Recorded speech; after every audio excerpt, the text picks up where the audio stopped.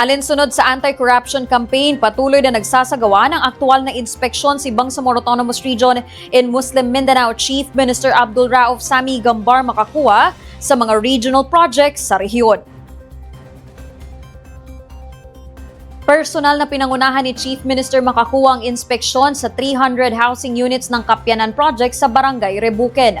Kinumusta rin ng lider ang mga benepisyaryo ng pabahay upang malaman ang kanilang sitwasyon at pangangailangan. Dahil mahigpit ang advokasya ni Chief Minister Makakua sa kontra-korupsyon, nagbabala ito sa mga kontratista na kapag hindi maayos at nagpabaya sa proyekto ng gobyerno ay tiyak hindi makakakuha ng billing. Samantala, bumisita rin si Chief Minister sa construction ng Sheikh Omar Pasigan School Building sa Mahad Cotabato Al-Islamia sa Mother Bagua, Cotabato City.